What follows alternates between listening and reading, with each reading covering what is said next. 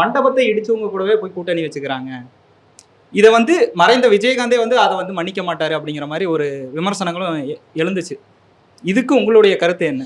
இப்போ நான் வந்து ஒரு பொலிட்டீஷியனாக மட்டும் இல்லாமல் நான் வந்து துறை சார்ந்து வந்து நான் வந்து சாலை பணிகள்லாம் ஈடுபட்டிருக்காள்.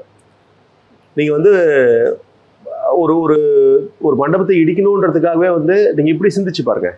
இப்போ நீங்கள் அங்கே இருக்கக்கூடிய இன்ஜினியர்ஸு எல்லாருடைய நேர்மையை நீங்கள் சந்தேகிக்கிறீங்களா? நீங்கள் திமுக அதெல்லாம் விட்டுருங்க. இப்போ திமுக சொல்லுது ரைட்டு, ஒன்றிய அளவில் பவரில் இருந்தாங்க ரைட்டு.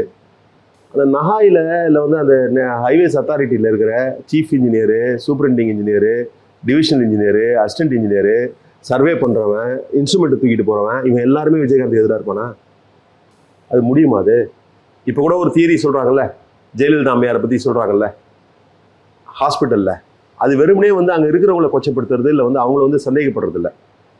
நீங்கள் அந்த அந்த அது மொத்தத்தையும் நீங்கள் இது பண்ணினா அப்போ நீங்கள் நடக்கிற விஷயங்கள் எல்லாம் இப்போ போடுற ரோடு எல்லாமே வந்து அங்கங்கே இருக்கிறவங்க இன்ஃப்ளூயன்ஸ் பண்ணி அவங்களுக்கு ஏற்ற மாதிரி தான் அலைன்மெண்ட் கொண்டு போகிறாங்களா?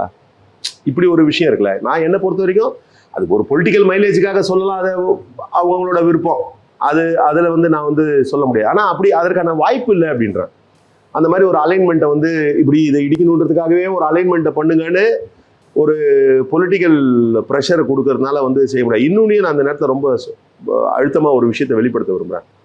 எனி கரப்ஷன் ஆர் எனி மிஸ்டீட், தவறான ஒரு செயல்பாடு ஒரு அரசில் நடக்குதுன்னா ஒரு பொலிட்டீஷியன் செய்யணும்னு நினைச்சாருன்னா அந்த பொலிட்டீஷியன் மட்டுமே அதை செய்யவே முடியாது.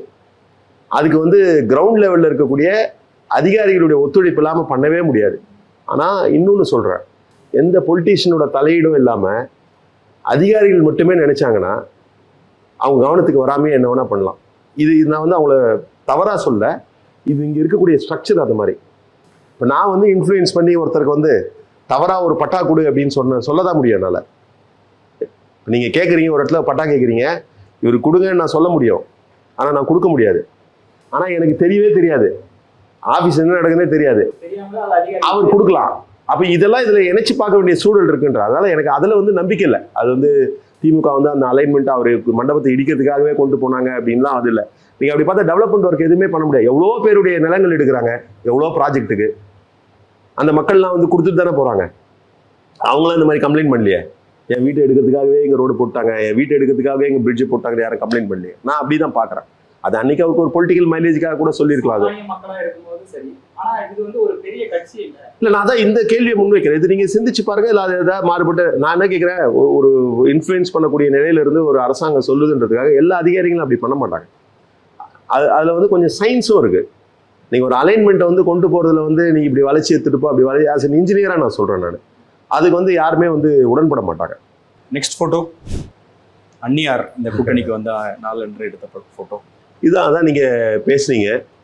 இதுலேயும் சில விமர்சனங்கள் முன்வைக்கிறாங்க. அவங்க ஏற்கனவே பிஜேபியோட இருந்தாங்க. பிஜேபியோட ஒரு சூழல் காரணமாக இல்லை வந்து இவங்க எடுத்த டிசிஷன்லாம் வந்து ஒரு ஐடியாலஜிக்கல் பைண்டிங் இருக்கிற டிசிஷன் மாதிரி எனக்கு தெரியல. அதனால் வந்து இப்போ பிஜேபியோட வந்து ஒரு காலத்தில் சிவசேனா போனது வந்து ஒரு லைக் மைண்டட் பார்ட்டிஸ் போன மாதிரி. இப்போ இங்கே இருக்கக்கூடிய பொலிட்டிக்கல் ஈக்குவேஷனால இவங்க அவங்களோட இருந்தாங்க. இன்றைக்கி வந்து திமுக கூட்டணி வந்திருக்காங்க. தனிப்பட்ட முறையில் என்ன கேட்டிங்கன்னா இந்த மாதிரியான நடவடிக்கைகள், நாங்கள் இந்த கூட்டணி அந்த கூட்டணின்றது வந்து ஒரு கிளாரிட்டி இல்லாமல் எடுக்கக்கூடிய முடிவை வந்து அஸ் அன் இண்டிவிஜுவல், நான் ஒரு பார்ட்டி ரெஸ்பான்சிபிலிட்டியோட இதை சொல்ல, இல்லை பார்ட்டி என்டாஸ் பண்ண கருத்தாக சொல்ல, அது வந்து ஒரு ஏற்புடைய நிலையாக நான் பார்க்கல. நீங்கள் வந்து ஒரு அலையன்சஸ் வந்து டிசிஷன் எடுக்கிறது வந்து ஏதாவது ஒரு அடிப்படை இருக்கணும். இப்போ நாங்கள் சொல்கிறோம், விடுதலை சிறுத்தை கட்சி சொல்கிறோம். இப்போ நிறைய பேர் கூட விமர்சனம் வச்சாங்க, பாட்டாளி மக்கள் கட்சின்ற ஒரு பிரிவு வந்துன்னா நீங்கள் இருக்க மாட்டீங்களான்னு.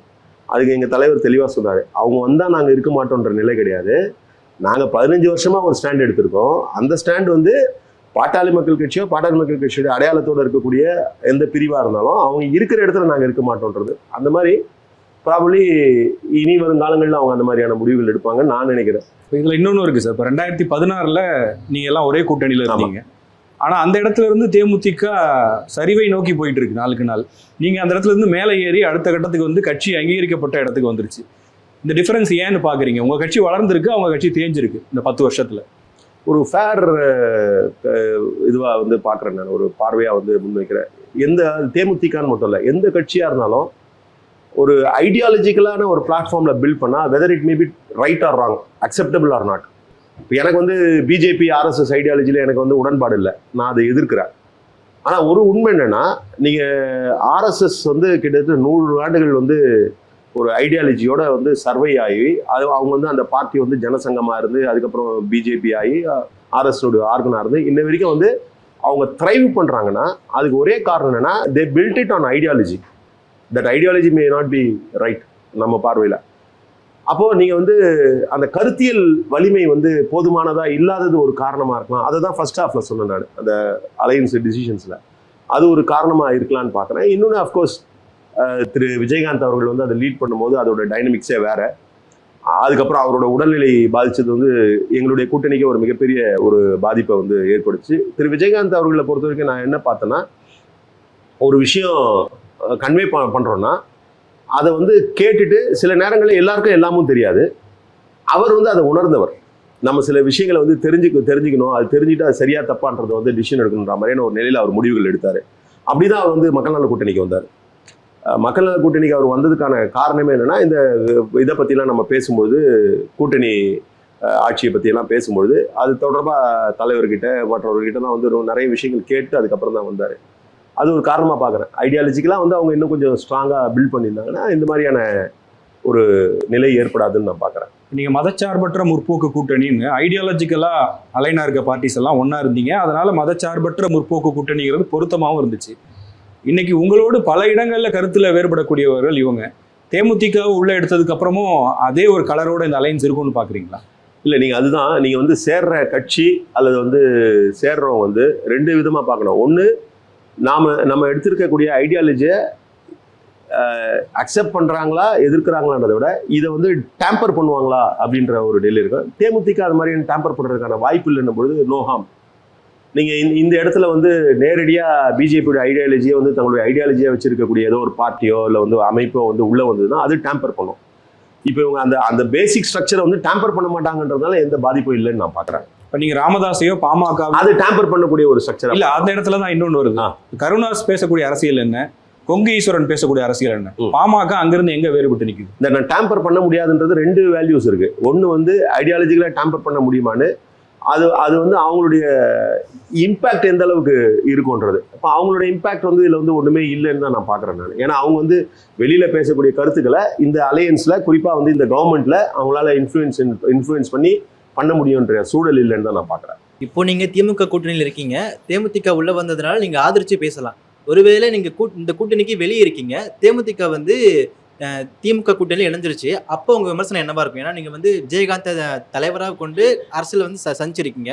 ஒருவேளை நீங்கள் வெளியே இருந்து இதை பார்த்தா எப்படி பார்த்துருப்பீங்க, எந்த மாதிரி விமர்சனம் செஞ்சுருப்பீங்க? நான் இப்போவே வந்து உங்களுக்கு என்ன சொன்னேன் அப்படின்னா, அவங்க வந்து இந்த டிசிஷன் எடுக்கிறதுல வந்து இந்த கூட்டணி அந்த கூட்டணி தனிப்பட்ட முறையில் என்னுடைய கருத்தை நான் முன் வச்சிருக்கேன்னா, இந்த டிசிஷன் எடுக்கிறதுல வந்து ஒரு இது இவங்களும் பரவாயில்ல அவங்களும் பரவாயில்ல அங்கேயும் போகலாம் இங்கேயும் போகலான்னாங்களே, அது வந்து ஏற்புடையது இல்லைன்னு தான் நான் சொன்னேன். அது ஒரு விமர்சனமாக தான் முன் வச்சேன். ஒன்று, நான் இன்னும் செகண்ட் ஹாஃபில் சொன்னது மாதிரி அவங்க இங்கே உள்ளே வந்திருக்கிறதுனால நியூமரிக்கல் ஸ்ட்ரென்த் வந்து கூடும். ஐடியாலஜிக்கலாக இதோட பேசிக் ஸ்ட்ரக்சர் வந்து அவங்க அஃபெக்ட் பண்ண மாட்டாங்க, அவங்களுக்கு அதனால ஒரு பிரச்சனையும் இல்லை அப்படின்ற மாதிரி தான் நான் பார்க்குறேன். நீங்கள் அப்படி பார்த்தீங்கன்னா அதுக்கு முன்னாடியே திரு விஜயகாந்த் அவர்கள் மேலே வந்து நாங்கள் விமர்சனம் வச்சுருக்கோம். அவர் ஒரு பொலிட்டிக்கல் ஃபோரமுக்கு வந்த பிறகு அவரோட செயல்பாடுகள்லாம் வந்து எந்த வகையிலையும் பாதிப்பா இல்லைன்னும் போது தான் நம்ம வந்து மக்கள் நல கூட்டணியில் இருந்தோம். மக்கள் நல கூட்டணியில் அவர் வரதுக்கு முன்னாடி அவர் திரைத்துறையிலிருந்து வந்தபொழுது சில விமர்சனங்கள்லாம் முன் வச்ச காலகட்டம் தான் உண்டு. ஒன்று, பார்வைகள் வந்து ஒரு விமர்சனமோ இல்லை வந்து ஒரு ஸ்டாண்டோ வந்து எதுவாக இருந்தாலும் சரி, அது வந்து அரசியலாக இருந்தாலும் தனி மனிதர்களுடைய இதிலாக இருந்தாலும் சரி, எல்லா நேரத்துலையும் அதே இடத்துல நிற்க முடியாது. சில நேரங்களில் சில மாற்றங்களுக்கு வந்து நம்ம வந்து போகணுன்ற மாதிரி தான் நான் பார்க்குறேன். ப்ரொவைடட் நம்ம என்ன முன்னெடுக்கிறோமோ அதை பாதிக்காத அளவுக்கு இருக்கும்பொழுது, இது வந்து இந்த கூட்டணியுடைய ஸ்ட்ரக்சரை பாதிக்காதுன்றதுனால நாங்கள் வந்து பெரிய அளவில் அதை பற்றி கவலைப்படுறோம். கொஞ்சம் இந்த மாதிரி டீவியேட்டான ஐடியாலஜி இருக்கக்கூடியவங்களால பாலிசியில் இல்லை கவர்னன்ஸில் இன்ஃப்ளூயன்ஸ் பண்ண முடியாது, அதனால பிரச்சனை இல்லை அப்படின்னு சொல்கிறீங்க. ஆனால் அடிமட்ட லெவலில் தொண்டர்கள் அதை டிஸ்டர்ப் பண்ணும்ல சார்? ரொம்ப ஹானஸ்ட்டாக கேட்டிங்கன்னா நான் அதில் வந்து உடன்படுறேன்.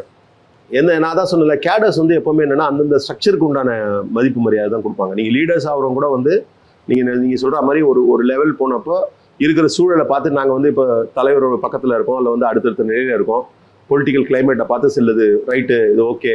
உதாரணத்துக்கு கடந்த முறை வந்து 6 தொகுதி ஒதுக்கப்பட்ட பொழுது நான் வந்து அந்த சூழலை புரிஞ்சுக்கிட்டேன். எனக்குமே அது வந்து நம்ம கட்சிக்கு இது வந்து ரொம்ப குறைவுன்னு நான் நினைச்சாலும் இதெல்லாம் புரிஞ்சுக்கிட்டு நான் ஓகேன்ட்டேன்.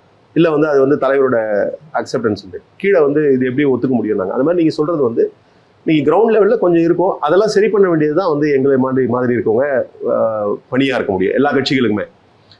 ரொம்ப 100% நீங்கள் சொன்னதோட உடன்படுறேன். ஏன்னா என்ன நினைப்பாங்கன்னா, மைண்ட் செட் எப்படி இருக்குன்னா, நாம் ஒரு 4 சீட்டு 5 சீட்டு எக்ஸ்ட்ரா கேட்குறோம், நமக்கு வந்து சீட்டு எண்ணிக்கை வந்து இல்லை அப்படின்றாங்க.